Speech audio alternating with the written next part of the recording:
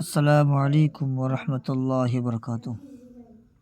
অনেকই ব্যক্তির প্রশ্ন থাকে যে গোসলখানাতে পেশাব করা কেমন। এর উত্তর, যদি গোসলখানা কাঁচা হয় এবং পেশাব প্রবাহিত হয়ে বের হতে পারে না, এই ধরনের গোসলখানাতে পেশাব করা মাকরুহে তাহরিমি।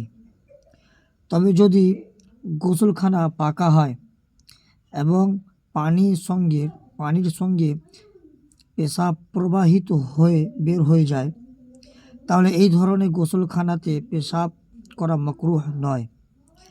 যেমন বর্তমান যুগের শহরে সাধারণত গোসলখানা পাকা তৈরি করা হয় এবং পানি সহজে বের হওয়ার জন্য নালা ও বর্তমান থাকে। এখন গ্রাম বাংলাতেও পাকা গোসলখানা তৈরি হচ্ছে, তাই বর্তমান যুগে গোসলখানাতে পেশাব করার পর যদি পানি প্রবাহিত করে দেওয়া হয় তাহলে জায়েজ আছে। এমনই অনেক প্রশ্নের উত্তর পাওয়ার জন্য আপনারা সবাই এই চ্যানেলটি সাবস্ক্রাইব করেন, বা অন্যান্য কোনো প্রশ্ন থাকলে নিশ্চয়ই আপনি কমেন্টে জানান। আসসালামু আলাইকুম।